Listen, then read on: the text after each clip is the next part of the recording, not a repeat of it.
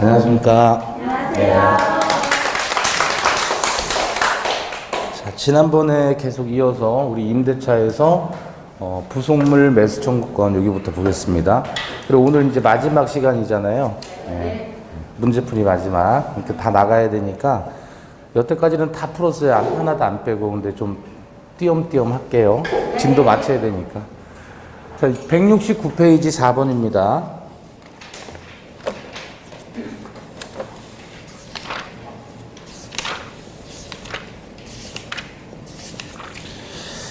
자, 거기 보시면 이제 임차인의 빅3 권리 그래가지고 우리가 비용상환 청구권, 그 다음에 부속물 매수 청구권, 그 다음에 세 번째 지상물 매수 청구권이에요. 그 중에서 부속물 매수 청구권 보면 틀린 거 그랬죠. 1번. 건물 기타 공작물의 임차인은 임대인에게 계약의 갱신을 청구하고 임대인이 계약 갱신을 거절하는 경우에 부속물의 매수 청구할 수 있다. 맞아요? 틀렸죠? 어디가? 계약갱신을 청구하는 건 지상물 매수 청구권이에요. 지상물 매수 청구권은 2차적 권리예요. 근데 부속물 매수 청구권은 1차적 권리입니다. 그래서 계약갱신을 청구하고 바로 거절했을 때 매수 청구 들어가는 것은 지상물. 부속물은 임대인의 동의를 받았거나 임대인으로부터 매수했을 때 객관적 가치가 있는 경우에 한해서 매수 청구할 수 있죠. 따라서 그거는 1차적 권리고 얘는 2차적 권리다. 그래서 틀렸습니다.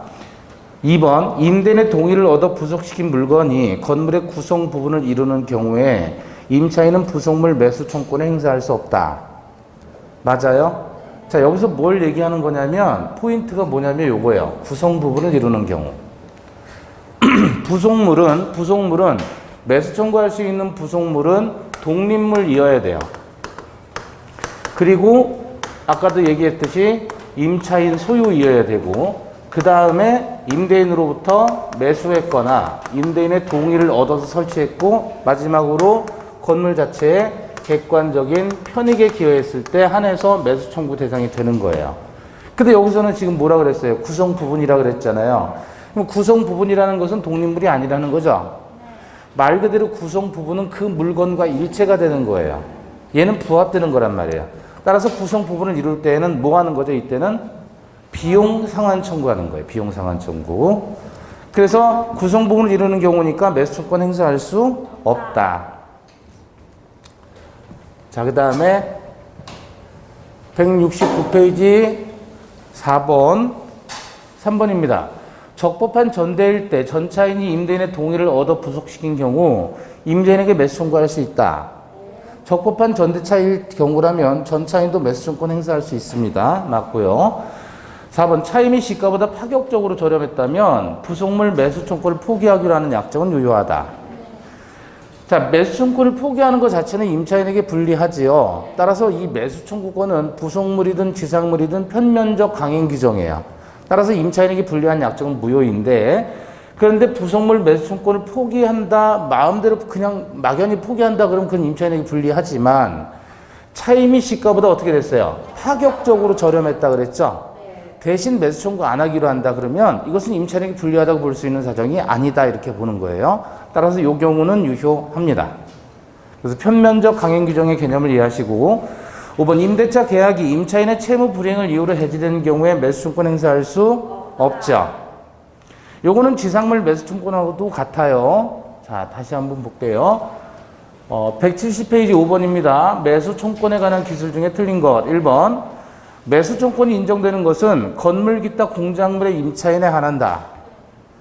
맞죠?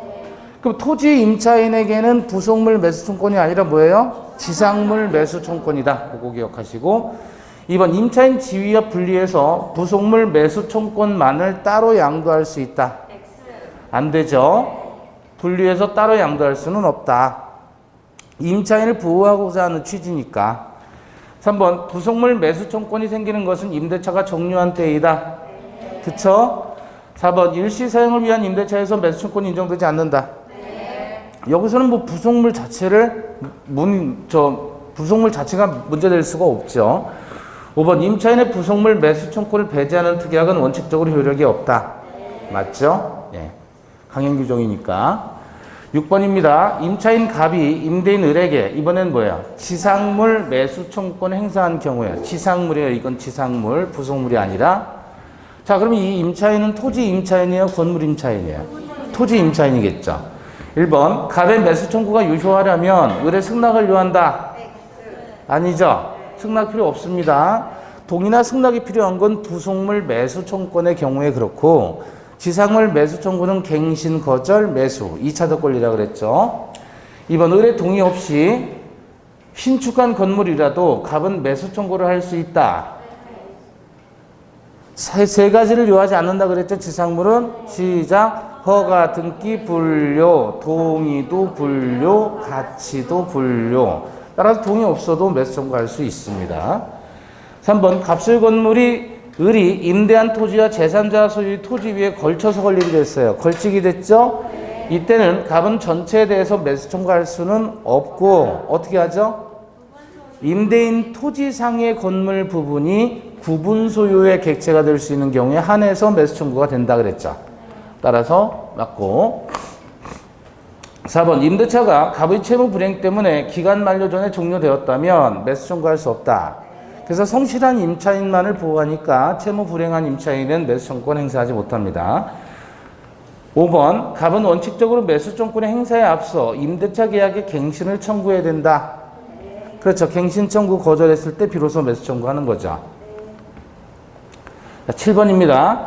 지상물 매수 청구권에 관한 설명으로 옳은 것. 1번 기간에 정함이 없는 임대차가 임대인의 해지 통고로 소멸한 경우에 임차인은 즉시 매수 청구할 수 있다. 자, 기간에 정함이 없을 때에는 임대인은 언제든지 해지 통고할 수 있죠. 해지 통고하게 되면 몇 개월 지나서 6월 지나서 소멸의 효과가 나오고 임차인이 해지 통고하면 몇 월 지나서 그때는 1월. 다시 전세권이 법정 갱신됐을 때는 V6 6기통이죠. 설정자가 하든 전세권자가 하든 무조건 6개월 기간이 통과되어야 소멸된다. 그래서 소멸 우리는 뭐라 그래요? 소멸 통고라고 했잖아요.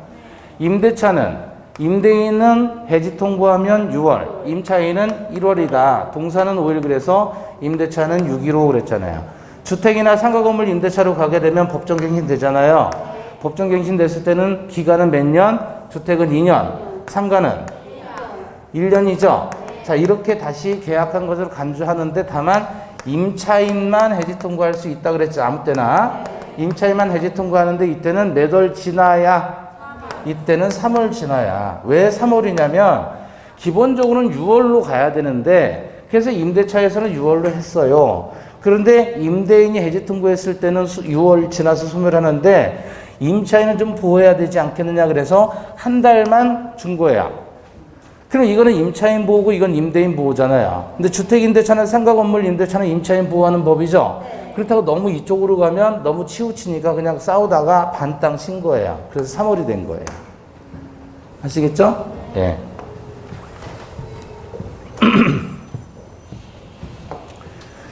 자, 그래서 기간에 정함이 없는 임대차가 임대인의 해지 통고로 6월 지난 다음에 소멸했잖아요. 그럼 임차인은 원래 매수 청구하려면 어떻게 돼요? 갱신 청구에서 거절하면 매수 청구 들어가는 2차적 권리인데 이것은 이미 임대인이 해지 통고가 있었던 사례니까 갱신 청구를 거절한 것으로 간주하는 거예요. 따라서 즉시 매수 청구할 수 있다.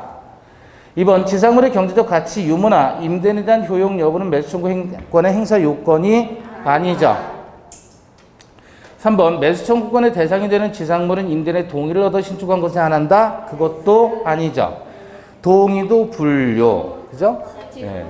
4번 임대차 종료 전 지상물의 일체를 포기하기로 하는 임대인과 임차인의 약정은 특별한 사정이 없는 한 무효적 편면적 강행 규정이니까. 5번 건물 소유를 목적으로 한 토지 임차권이 등기가 되더라도 임차인은 토지 양수인에게 매수 청구권을 행사할 수 없다. 자, 매수 청구권을 행사할 수 있는데 문제는 지금 토지 임차권이 등기가 됐어요.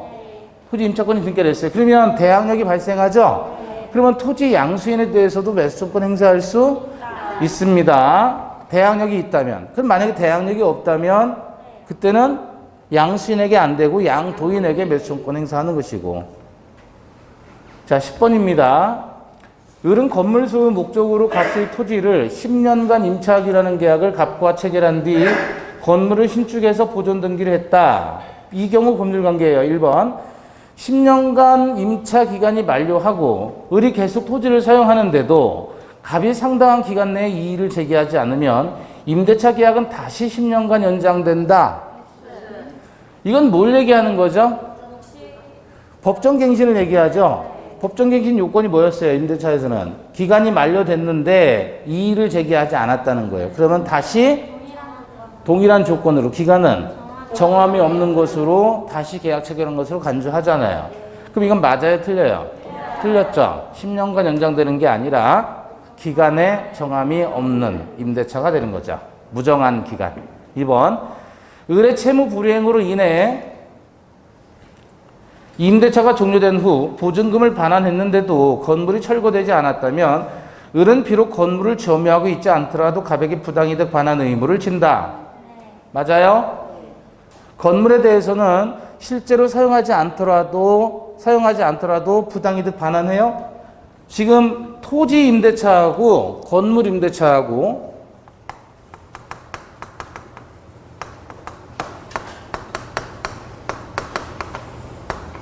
두 개 부당이득 반환 의무 구별해야 되는데 요거는 건물을 빌린 거죠. 건물 빌린 임차인이 건물을 사용하지 않아요. 그럼 실질적으로 사용이익이 있다 없다? 사용이익이 없다. 따라서 이때는 부당이득 반환 의무 인정되지 않습니다. 반환하지 않아도 돼요. 그런데 토지 임대차에서는 지상물을 소유하는 것 자체가 땅을, 토지를 뭐 하는 거예요? 점유하는 거란 말이에요. 따라서 그 지상물을 사용하지 않았을지라도 실질적으로는 토지에 대한 점유는 지속이 되니까 사용이익이 있는 거예요? 없는 거예요? 사용이익이 있죠? 따라서 이런 경우에는 부당이득 반환 청구할 수 있다는 거죠. 자, 그래서 부당이득 반환 의무를 집니다. 3번. 임대차 종료 시 을이 건물을 철거하기로 약정했다면 10년간의 임차기간이 만료하고 건물이 현존한다고 할지라도 을은 약정대로 건물을 철거해야 되고 갑에게 계약의 갱신이나 건물의 매수를 청구할 수는 없다. 맞아요? 쥐가 약정을 한 거 아니에요? 철거하기로. 그럼 약정대로 해야 되는 거죠? 아니죠. 편면적 강행 규정이기 때문에 임차인의 불리한 특약은 다 무효예요. 그럼 매수 청구할 수 있습니다. 4번. 계약기간 중 을이 건물을 병에게 양도하면서 갑의 동의를 얻어 토지를 전대차했다면 병은 임대차 및 전대차 기간이 동시에 만료되고 건물이 현존해도 갑에게 갱신청권이나 매수청권을 행사할 수 없다. 동의를 얻어서 전대차했죠? 그럼 적법한 전차인이죠? 따라서 전차인도 매수청권 행사할 수 있습니다. 5번. 임대기간 만료로 임차권이 소멸한 후 토지 소유권이 정에게 양도가 됐다면 을은 계약 당사자인 갑에 대해서만 매수권 행사할 수 있고요. 양수인 정에게는 매수권 행사할 수가 없다. 그래요? 근데 우리 문제를 보시면 문제에서 뭐라 그랬냐면 보존 등기를 했다 그랬잖아요. 그죠? 보존 등기를 했다 그러면 이건 무슨 뜻이에요? 네? 건물 등기 있는 차지권의 대항력이라는 거 들어보셨어요? 토지 갑 소유의 토지를 을이 임차를 했다 그러면 토지 임차권은 임차권 등기를 해야 되죠. 그러면 대항력이 발생을 해요. 그런데 얘가 임차권 등기를 해주는 것은 동시에 얘들이 같이 공동으로 협력해줘야 되는 의무가 된단 말이죠. 근데 임대인들이 하려고 해요? 안 하려고 해요? 그러니까 임차인이 단독으로 대항력 취득할 수 있는 방법은 뭐냐면 건물을 을 명의로 짓고 얘 이름으로 등기를 하란 말이에요. 그럼 건물 등기하게 되면 토지에 대해서는 임차권 등기하지 않아도 대항력을 주겠다. 건물 등기 있는 차지권의 대항력이라고 하는 거예요. 그럼 대항력이 발생한 거잖아요. 문제 자체에서. 그러면 계약 당사자인 갑에 대해서만 매수권 행사하는 게 아니라 양수인에게도 매수권을 행사할 수 있다. 자, 그래서 여기까지 보고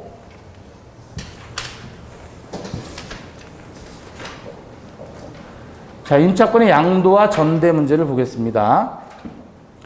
임차권의 양도, 이제 동의를 받은 경우에요. 갑이 임대인이고 동의를 해줘서 을이 뭐를 했죠? 빠지고 병이라는 사람이 대신 들어가는 거예요. 그러면 이 경우에 이제 갑이 동의를 해줬단 말이에요. 요걸 이제 동의 있는 양도라고 하는 거고. 그러면 이제 병은 새로운 임차인이 되고 을은 임차인의 지위에서 탈락하는 거예요. 그걸 양도라고 하죠.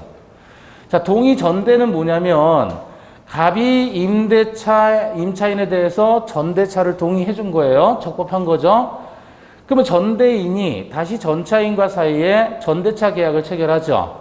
그러면 갑은 차임을 청구할 수 있는데 문제는 원래는 전대차 계약에서는 얘 둘 사이에 계약을 한 거니까 전차인은 얘한테 차임을 줘야 되는 거예요. 그죠?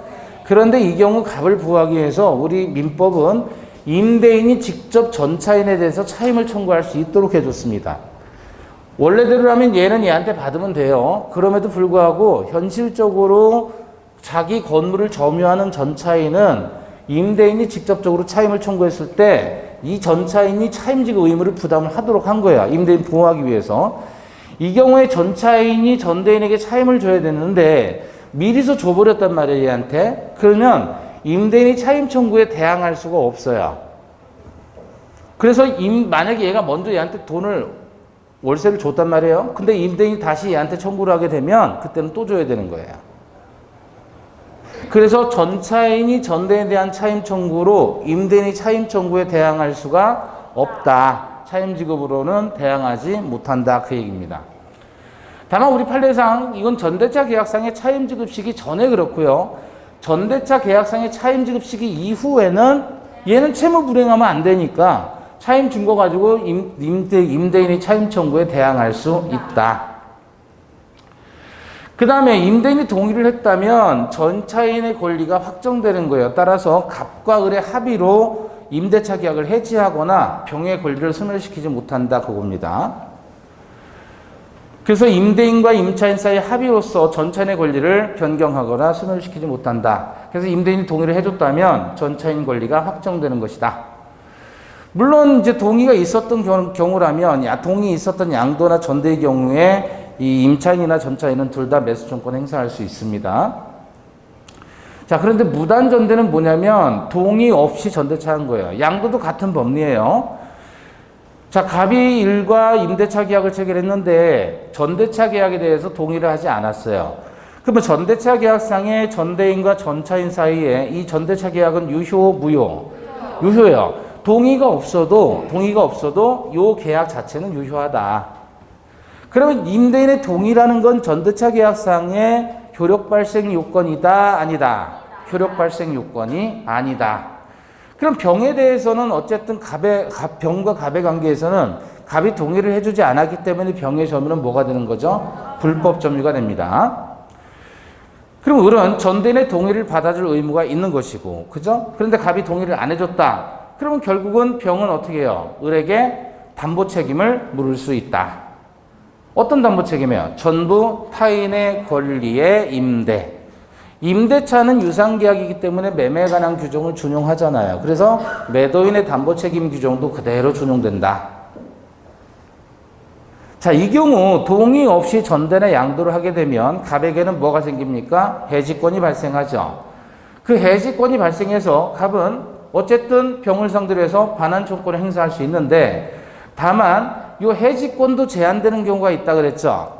해지권이 발생했지만 해지할 수 없는 경우. 어떤 경우? 해지권이 발생하지 않는 경우예요. 무단 양도나 전대가 있었는데 해지할 수 없는 경우. 무단 양도나 전대를 하게 되면 해지권 발생하잖아요. 그런데 무단으로 양도나 전대가 일어났음에도 불구하고 해지를 못하는 경우에 해지권이 제한되는 경우. 어떤 경우? 예? 배신행위론, 가구점 그 남자 사건 기억나요? 예. 그런 경우라면 배신 사유로 볼만한 사정이 보이지 않으니까 무단 양도나 전대라도 해지하지 못한다. 가구점 그 남자 떠나는 그 남자의 뒷모습이 아름답잖아요. 자, 그런데 그 해지권이 발생했을 때 해지하기 전과 해지한 후가 달라요. 자, 해지하기 전이라는 말은 해지를 아직 갑이 을에게 안 했다는 거죠. 그러면 을로부터 갑이 계속해서 차임을 받고 있다라는 얘기예요. 그죠? 그래서 해지하기 전에 갑이 병에게 반환 청구할 수 있겠느냐? 얘는 불법 점유니까 해지하지 않고 갑이 직접 얘한테 나갈 수 있다 없다? 있다야 있다. 있어요. 그럼 반환은 누가 받아야 돼? 해지 안 했으니까 을이 반환받는 겁니다. 을에 대해서 반환을 해주는 거예요. 그럼 해지하기 전에 갑이 병을 상대로 손해배상 청구할 수 있을까요? 없을까요? 해지하지 않았다는 말은 을이 갑에게 계속해서 차임을 주고 있다는 얘기죠. 그럼 손해가 없잖아요. 그러니까 손해배상은 청구할 수가 없다. 해지한 다음을 봐요, 이제. 해지를 했으면 이제 을은 빠진 거예요. 을은 빠진 거예요. 따라서 갑은 병에게 반환 청구할 수 있죠. 그럼 누가 돌려받아야 돼요? 이때는 갑이 받아야 되죠. 갑에 대해서 반환 청구하는 거고. 해지한 다음에 갑은 병에게 손해배상 청구할 수 있을까요? 없을까요? 이제 해지를 했으니까 을로부터 차임을 못 받죠? 그럼 차임 상당의 손해는 발생하잖아요. 따라서 손해배상 청구할 수 있다. 됐죠? 관련해서 172페이지 11번입니다. 건물 임대인 갑의 동의를 얻어 임차인 을이 병과 전대차 계약을 체결하고 건물을 인도해줬다. 동의를 받아서 전대차한 거죠. 적법한 겁니다. 기억. 갑과 을이 임대차 계약을 합의 해지해도 병의 권리는 소멸하지 않는다. 이걸 뭐라 그러죠? 전차인 권리의 확정이라고 하는 거죠. 니은 임대차와 전대차가 모두 종료하면 병이 갑에게 직접 건물을 반환하면 을에 대한 반환 의무는 면한다. 그렇죠. 둘 다 종료했을 때는. 디귿 을의 차임 면체를 이유로 갑이 임대차 계약을 해지하는 경우 갑은 병에 대해서 그 사유의 통지 없이도 해지로서 대항할 수 있다. 이건 을의 차임 면체니까 을의 채무 불이행이지 갑과 을이 합의로 임대차를 깨는 게 아니잖아요. 따라서 맞습니다. 리을 병이 건물 사용의 편익을 위해 을의 동의를 얻어 부속한 물건을 전대차 종료 시 갑에게 매수 청구할 수 있다. 매수 청구를 하려면 이건 부속물 매수 청구겠죠? 부속물 매수 청구는 임대인의 동의를 얻었거나 임대인으로부터 매수했을 부속물만 매수 청구 대상이 되죠. 근데 이건 임대인의 동의가 아니라 누구의 동의예요? 임차인 동의. 그래서 안 되는 거예요. 또 하나 건물 사용의 편익을 위했지 건물 자체의 객관적인 편익을 제공한다는 게 아니잖아요. 지가 사용하기 편하도록 한 거잖아요. 그런 건 매수 청구 대상이 되지 않습니다. 자, 12번입니다. 동의 없이 목적물을 전대한 경우입니다. 이번엔 동의 없이. 1번 임대인은 임대차게 해지할 수 있다. 맞죠? 2번 임차인의 전대 행위가 임대인에 대한 배신 행위가 아니라고 인정되는 특별한 사정이 있다면 해지할 수 없다. 그렇죠? 3번 임차인과 전차인 사이의 임대차 계약은 임대인의 동의 여부와는 관계없이 유효하다. 계약 자체는 유효하다 그랬습니다. 4번 임대인은 임대차 계약을 해지하지 않고 전차인에 대해서 불법 점유를 이유로 차임 상당에게 손해배상을 청구할 수 있다. 안 된다 그랬잖아요. 이때 손해배상은 안 된다. 해지하지 않았으니까. 5번 임대인은 계약을 해지하고 전차인에 대해서 소유권에 기인한 물권적 청구권 반환 청구권을 행사할 수 있다. 해지하면 반환 청구 되겠죠. 자, 173페이지 13번입니다. 임차인 을은 임대인 갑의 동의 없이 목적물을 병에게 전대차했다. 갑을병 법률관계에 관한 설명 등 틀린 것. 동의 없이 전대차했습니다. 자, 1번 을병 사이의 전대차 계약은 유효하게 성립하며 을은 병에 대해서 목적물 인도 의무와 담보 책임을 진다. 맞죠? 방금 전에 본 거예요. 2번 병은 을에 대한 권리로 갑에게 대항하지 못한다. 그렇죠? 을과 병 사이의 계약관계는 유효하지만 갑에 대해서는 불법점이라고 그랬잖아요. 맞습니다. 3번 갑은 병에 대해서 차임 청구는 없지만 을인 차임 청구권을 대위 행사할 수 있다. 동의 없는 경우잖아요. 동의 없는 경우는 갑이 직접 병에게 차임 청구할 수 없죠. 불법점유니까. 그러나 을은 병에게 차임 청구할 수 있죠. 그러니까 대위는 가능합니다. 이건 을의 권리를 행사하는 것이니까. 4번 갑은 을과의 임대차 계약이 존속하는 그 동안에도 병에게 불법 점유를 이유로 부당이득 반환 청구할 수 없다. 존속하는 동안이니까. 그죠? 네. 왜냐면 손해보는 게 없잖아요. 월세를 받는다는 취지잖아요, 지금. 을로부터. 그러니까 병에 대해서는 손해배상 청구가 안 된다. 손해가 없으니까. 5번 임대차 및 전대차 기간이 만료 시에 병이 신축한 건물이 엑스토지에 현존하는 때에는 병은 값에 대해서 전 전대차와 동일한 조건으로 임대할 것을 청구할 수 있다. 이런 거 없습니다. 네. 자, 그 다음에 우리 주택임대차보호법하고 상가임대차보호법으로 넘어가겠습니다.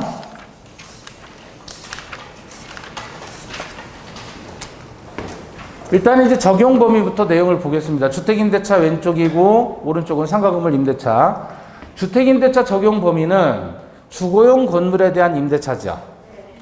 근데 상가건물 임대차는 뭐예요? 영업용 건물에 대한 임대차로서 사업자 등록이 대상이 되어야 되고 환산 보증 금액이 일정액 이하여야 된다 그랬죠. 그래서 주택임대차는 상가건물 임대차하고 적용 요건 자체가 달라요. 얘는 보증금액에 제한이 있는 거예요, 없는 거예요? 근데 주택임대차는 보증금액에 제한이 없다. 보증금 100억이라도 임차인이라면 주임법이 적용되는 거예요. 상가건물 임대차는 영업용 건물이에요. 예? 제조용 건물 그러면 안 돼요. 공장 같은 건 적용 안 되는 거예요. 다만 공장이라도 제조용 건물이라도 그것이 판매와 영업과 관련해 판매와 관련해서 그 행위가 이루어졌다면 그때는 예외적으로 적용 대상이 될 수도 있다. 공장이 제조만 하는 게 아니고 판매까지도 같이 하는 그런 공장이었다면 영업용 건물에 해당한다는 거고. 자, 그 다음에 주거용 건물의 임대차에서 이거는 주거용 건물은 뭘로 표시하냐면 공부상의 표시에도 불구하고 실제 용도를 가지고 주거용 건물인지 여부를 판단해 준다.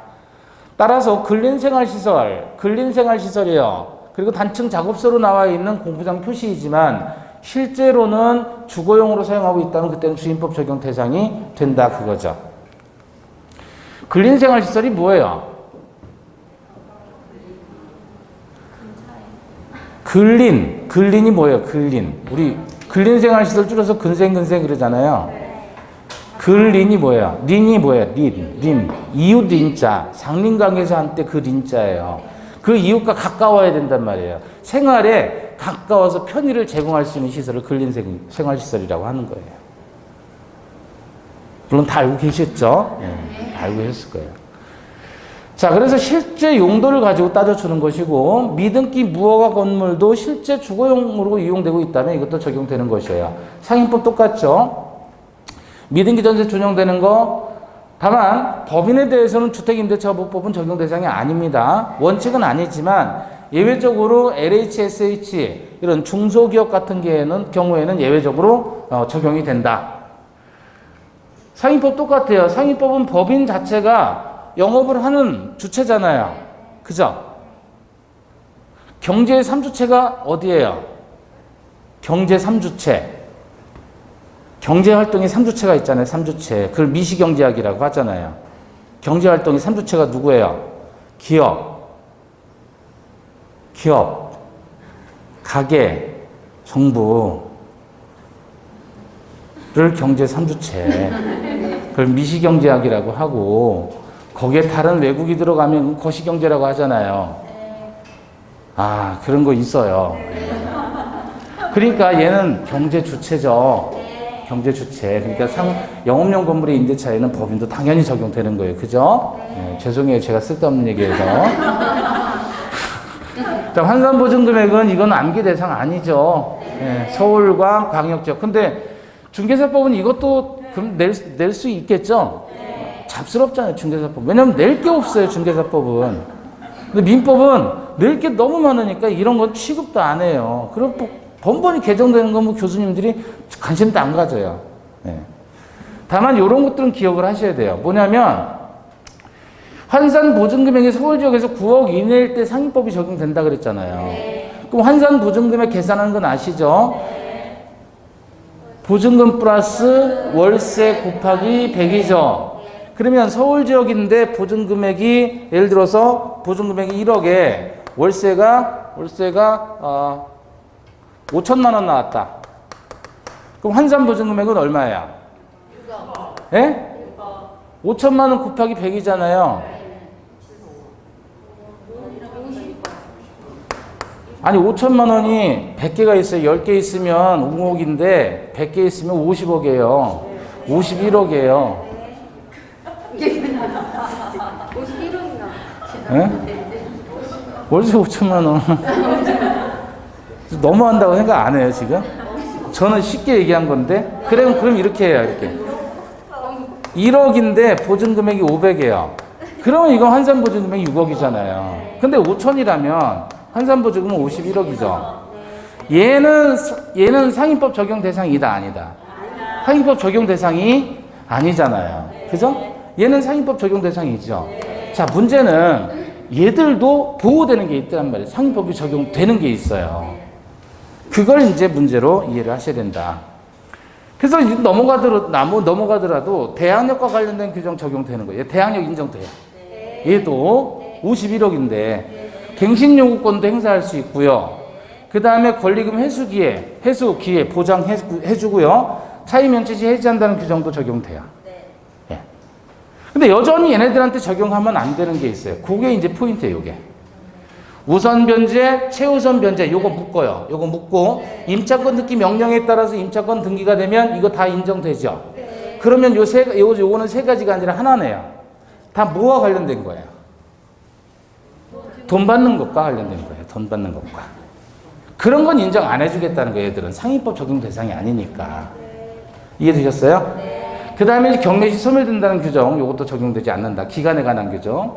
일단은 여러분 머릿속에 반드시 각인시켜야 되는 건 우선 변제와 관련된 것, 최우선 변제와 관련된 것을 인정해주지 않겠다는 거예요. 얘들은 영세 상인이 아니기 때문에. 그리고 그 돈 받는 것과 관련해서는 왜 이걸 적용하지 않냐면 저당권자가 다 돈을 빌려주고 저당권을 설정했다는 것은 담보를 잡은 거란 말이에요. 그럼 저당권자가 잡은 담보인데 세칙에서 들어간다? 말이 안 되는 거예요. 저당권자가 저당권 설정 당시에 담보 가치를 파악한 건데 임차인이 뒤에 들어와가지고 세칙에서 가져간다는 건 말이 안 되잖아요. 금액도 이 적용되는 금액도 아닌데. 그래서 그것만 그렇다는 겁니다. 자, 관련해서 188페이지 6번. 지금 주임법하고 상인법하고 같이 설명하고 있기 때문에 순서는 마구마구 왔다 해요. 예. 자, 188페이지 6번. 2022년 7월 현재 을은 갑의 상가 건물을 보증금 7억, 월세 250만 원의 임대차에서 대항력권과 확정일자를 갖췄다 그랬어요. 그럼 환산 보증금액이 얼마예요, 지금? 9억 5천. 예? 9억 5천. 이건 또 빠르네. 네. 9억 5천이네요. 9억 5천. 그러면 지금 환산보증금 서울 기준에서 9억 5천이니까 9억이 넘어갔네요. 그럼 상인법 적용 대상이 아니죠. 그럼 1번. 갑의 상가 건물이 경매되는 경우에 을은 임차권으로 우선 변제권 주장할 수 없다 그랬죠. 이거 안 된다 그랬죠. 돈 받는 거. 2번. 병이 갑의 상가 건물을 양수받은 경우에 을은 병에 대해서는 임차권을 주장할 수 없다. 이건 뭘 얘기하는 거죠? 대항력 인정되겠느냐? 인정된다 그랬어요. 그죠? 대항력은 인정해준다 그랬어요. 3번. 만약 임대차 기간을 6개월로 정한 경우 갑은 6개월을 주장할 수 있다.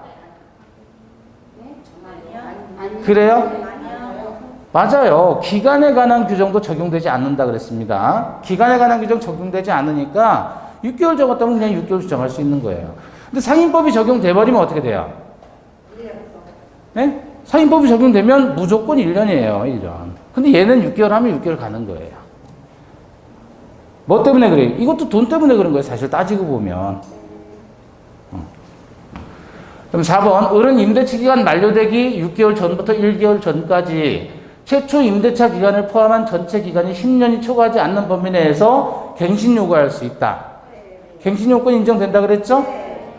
5번. 을은 임대차 기간이 끝나기 6개월 전부터 임대차 종료 시까지 신규 임차인이 되는 자로부터 권리금을 지급받을 수 있다. 권리금 관한 규정도, 권리금 보호 규정도 적용된다 그랬잖아요. 안 되는 거 뭐라 그랬어요? 돈 받는 거, 우선 변제, 최우선 변제, 임차권 등기 명령, 그 다음 기간 보호, 그 다음 경매시 소멸된다는 규정, 요것들은 적용 안 된다, 여전히. 자, 그 다음에 대항력입니다. 대항력의 뜻은 대항할 수 있는 힘이에요. 누구에게? 예? 제3자에게. 무엇을? 임차권을 제3자에게 주장할 수 있는 힘을 대항력이라고 한다. 임차권은 원래 채권이기 때문에 채무자에게만 주장하는 거잖아요. 근데 채무자 아닌 제3자에게도 주장할 수 있다. 자, 갑이 임대인이고 임대차 계약을 을과했고요. 병이라는 사람에게 지금 소유권이 넘어갔죠. 그러면 지금 을이라는 임대차의 임차인은 갑에 대해서 사용수익을 요구할 수 있는 채권을 가지고 있는 거예요. 근데 지금 소유권이 병에게 넘어갔기 때문에 병은 물권자, 을은 채권자. 누가 누구를 우선해요? 물권자가 채권자를 우선한다. 이걸 뭐라고 표현한다? 매매는 임대차를 깨트린다.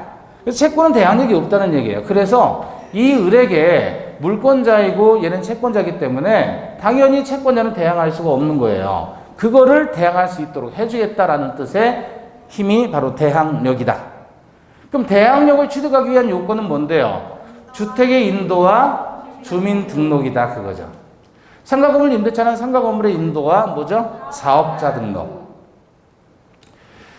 점유를 한다 그랬을 때 주택의 인도는 점유를 얘기하는데 그 점유는 임차인이 직접 점유해도 되고 전대차를 통해서 간접 점유해도 상관없습니다. 그래서 직간접 점유를 포함한다.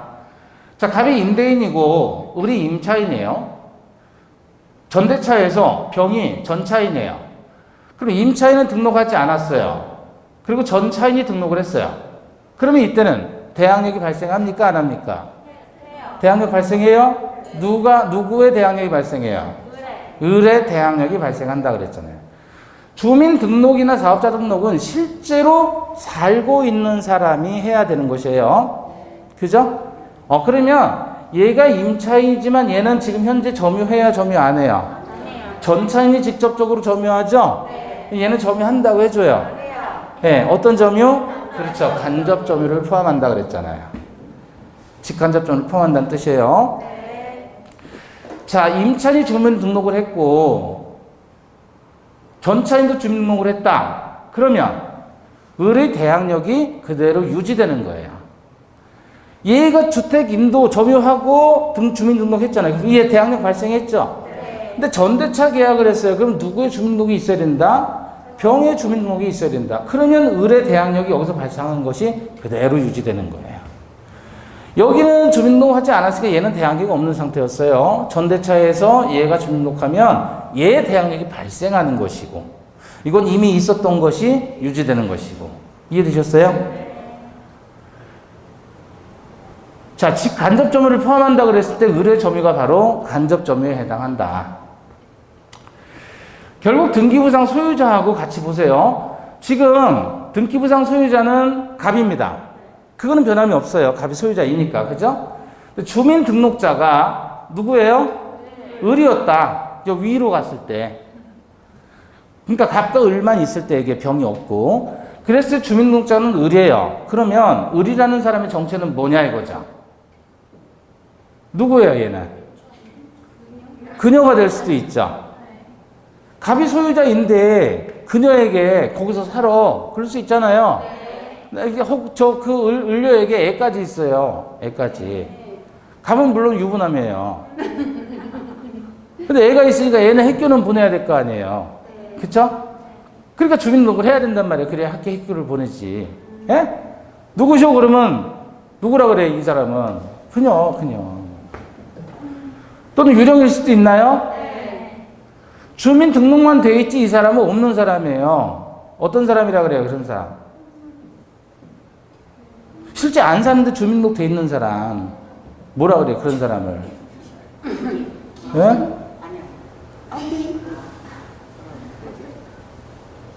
위장전입자라고 하잖아요. 위장전입자. 이게 그렇게 어려운 문제예요? 또는 미등기 매수인일 수도 있나요?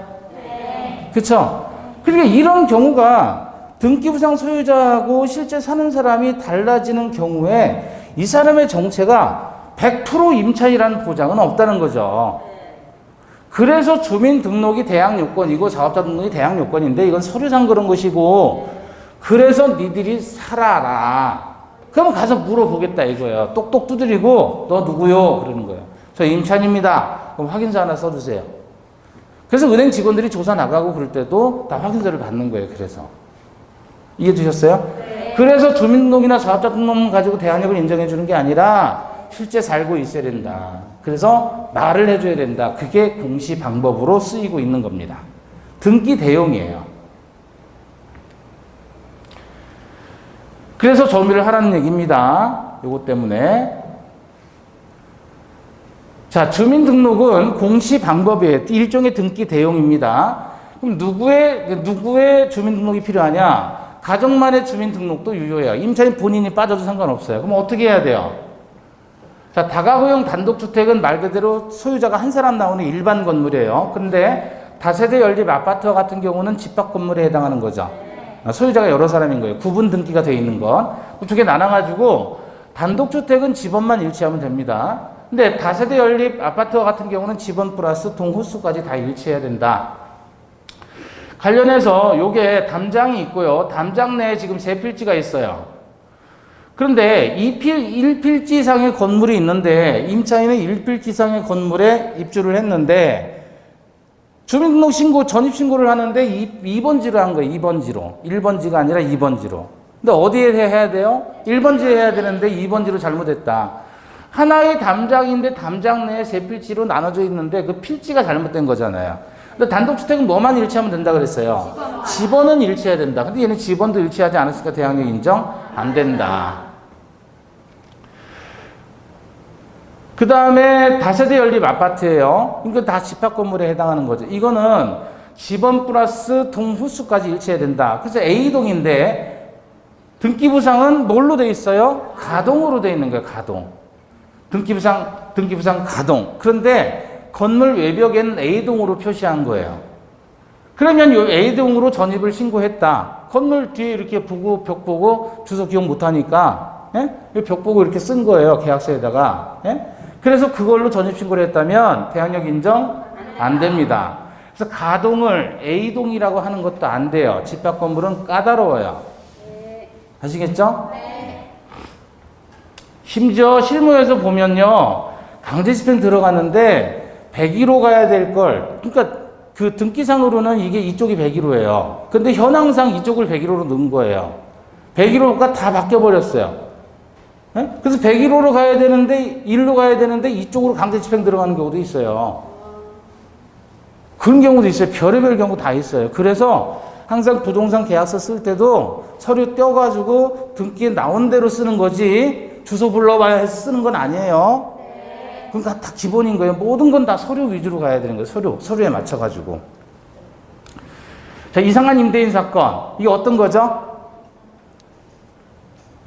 이가 상했어요?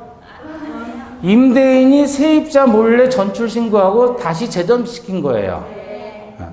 임차인은 모르는 거예요. 임차인 전입한 걸 모르는데 임대인이 세입자 몰래 그 세입자를 전출시키고 또 다시 나중에 재전입을 시킨 거예요. 왜 그랬을까요? 돈 빌리려고.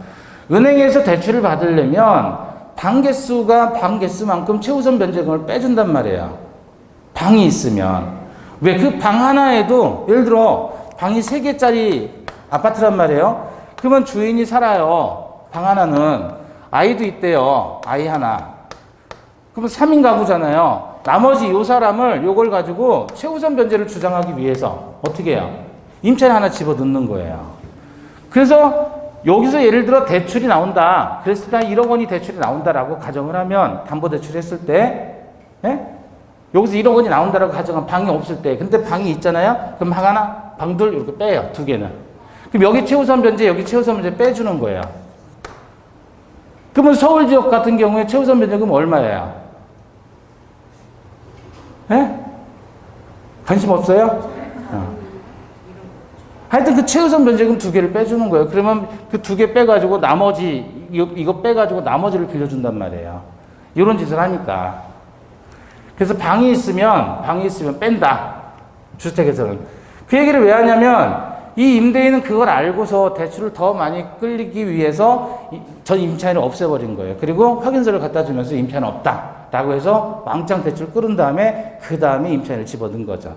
이렇게 되면 임차인 잘못 없이 대항력이 소멸됐다가 다시 발생한 거잖아요. 이때 임차인은 대항력 유지된다, 유지되지 않는다. 대항력. 임차인 잘못 없잖아요. 대항력은 유지된다. 유지된다. 임차인 보호해준다. 그런 뜻이에요. 이상한 임대인 사건. 차고, 임차인이 잘못해서 주소를 잘못 전입신고를 했습니다. 대항력 인정? 안 되겠죠, 이건. 이건 지 잘못이잖아요. 두 번째, 임차인이 제대로 전입신고했는데 담당 공무원이 잘못해서 수리를 한 거예요. 그럼 대항력 인정? 됩니다. 이건 임차인 잘못이 아니니까. 세 번째, 임차인이 제대로 전입신고를 했는데 담당 공무원이 잘못 알려줬어요. 그래서 공무원의 잘못된 지시대로 잘못 전입신고를 했다면 이때는 대항력 인정? 안 된다라는 게 판례입니다. 그래서 요걸 잘 보세요. 임차인 제대로 했는데 공무원이 잘못한 거 아니에요? 네. 그래서 공무원이 잘못 알려준 대로 시킨 대로 한 건데 이건 임차인 잘못이 아니잖아요. 그럼 대항력 인정 안 되는 거야. 그러니까 좋은 동네 살자. 좋은 동네. 네. 공무원이 후진 놈이에요. 저놈이. 그죠? 좋은 동네 살자. 네. 그렇게 기억하세요. 잊어버리지 않게. 자, 그 다음에 주민등록의 직권 말소입니다. 3월 1일 날 직권 말소돼요. 그럼 대항력 어떻게 되죠? 상실돼요.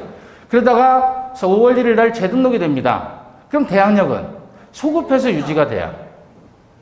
그러니까 직권 말소되면 무조건 대항력 없어지는 거예요.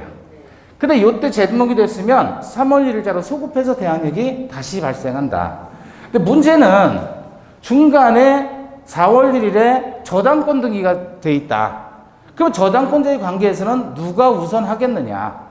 그랬을 때 요 대항력 재등록이 되는 경우를 두 개로 나눕니다. 주민등록법상의 이의 절차에 의해서 재등록이 된 경우와 그렇지 않은 경우, 이 경우가 아닌 경우에 재등록된 경우로 나누어서 주민법상의 이의 절차에 의한 재등록은 임차인의 의사가 대항력을 소멸시킬 의사가 아니었다고 판단하니까 이때는 임차인이 저당권자보다 우선한다. 반면에 그렇지 않은 경우는 저당권자가 우선한다. 임차인은 저당권자에게 대항할 수 없다. 소급표로서 대항하지 못한다. 이렇게 네 가지로 기억하셔야 돼요. 네 가지로. 자, 임대인이 임차인과 임대차 계약을 체결하고 전대차 계약을 해서 전차인이 발생했어요. 그러면 전차인 주민등록에 했으면 누구의 대항력이 발생한다? 을의 대항력이 발생한다. 그죠? 그런데 이 임차인이 로또 맞았어요. 로또 맞았어요. 그 로또 맞으니까 돈이 생겨서 제일 먼저 한 게 뭐라고요? 집을 샀어요. 네? 집을 샀으면 이 상태에서는 지금 임차인이 간접점유를 하고 전차인 직접점유를 해서 임차인의 대항력이 발생한 상태잖아요. 그런데 지금 얘가 로또 맞아서 집을 사버린 거잖아요. 그럼 얘 빠지고 얘가 임대인, 얘가 임차인이 되는 거죠. 이때 병의 대항력이 발생하게 되는데 그게 언제냐 그거죠. 그러면 집을 사기 전에 임차인이 갑으로부터 집을 사기 전에 소유자는 누구예요? 갑. 주민등록상 점유자 누구? 병이죠, 병. 집 산 후 등기부상 소유자 누구예요? 을이죠. 그 다음에 점유자는? 그러면 지금 집을 사기 전이든 후든 소유권 이전 등기한 하기 전이든 후든 상관없이 병은 임차인님이 이미 공시가 되고 있잖아요. 따라서 이렇게 되면 소유권 이전 등기한 그날 즉시 병의 대항력이 발생하게 되는 것이다. 아시겠죠? 소유권 이전 등기한 날부터 병의 대항력이 발생하게 되죠. 반면에 이건 터가 좋아서 얘가 로또를 맞은 거예요. 근데 터가 아주 안 좋은 집이에요. 그러면 이제 쫄딱 망하는 거예요, 갑이. 그래서 갑이 집을 팔아요. 매수인에게 매매를 한단 말이에요. 그래 놓고 갑이 계속 점유를 하는 거예요. 소유권 이전 등기를 하고, 그럼 갑의 입장에서는 이러한 형태의 인도 방법을 뭐라 그래요? 점유 개정이라고 하죠. 자, 그러면 얘가 매도인이 다시 임차인으로 바뀌는 거예요. 집 이사는 안 가고. 요걸 점유 개정 임차인이다. 왜 이렇게 됐다고요? 터가 안 좋아서. 그럼 집 사기 전에 소유자는 누굽니까? 갑이죠? 그 다음에 점유자는? 뭘 을이에요? 갑이지. 지 집에서 지가 살고 있었잖아요. 그죠? 근데 을이 집을 샀어요. 등기부상 소유자 누구? 이제 을이잖아요, 을. 그죠? 주민등록상 점유자는 누구? 갑이잖아요. 이때부터 남의 집 살고 있구나라는 게 공시가 되니까, 이때는 소유권 이전 등기한 이길에 소유권 이전 등기한 이 길부터 대항력이 발생한다. 그래서 로또 맞은 임차인, 그날 대항력 그랬잖아요. 점유계정 임차인, 이 길 대항력 하고 했는데 지문에서는 어떻게 해요? 요걸 슬쩍 바꾸는 거예요. 전입신고일에 이 길. 그럼 틀리는 거죠?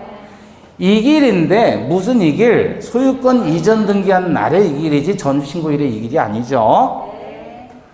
자, 관련해서 181페이지 5번입니다. 을은 갑소유 주택을 보증금 2억 원에 임차해서 즉시 대항력권을 가지고 확정일자를 받아 현재까지 거주하고 있다.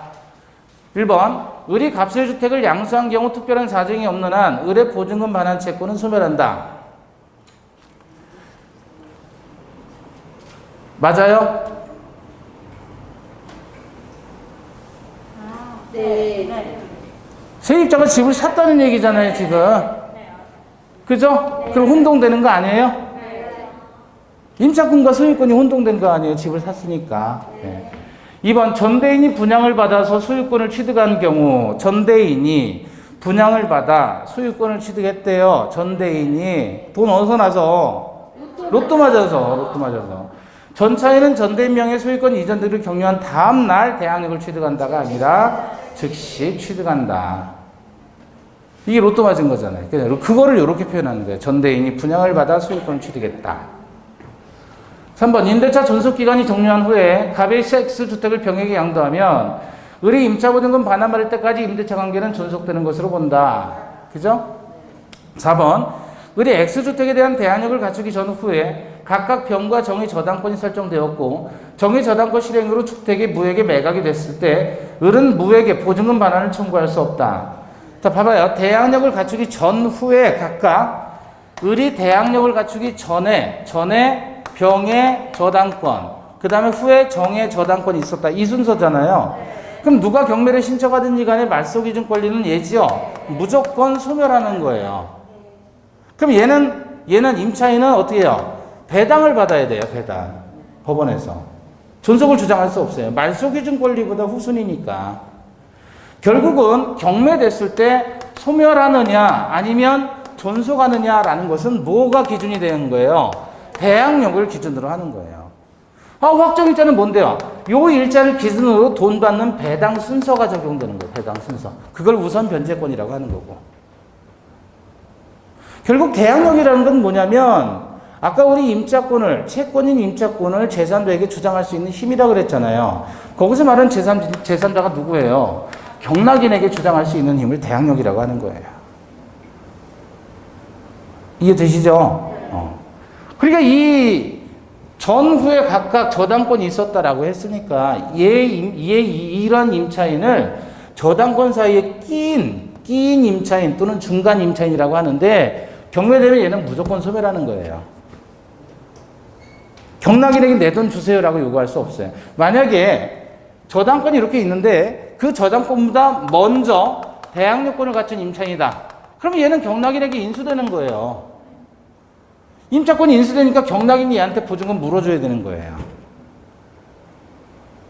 그게 아니면 중간 임차인은 그대로 소멸합니다. 따라서 을은 무에게 보증금 반환 청구할 수 없죠.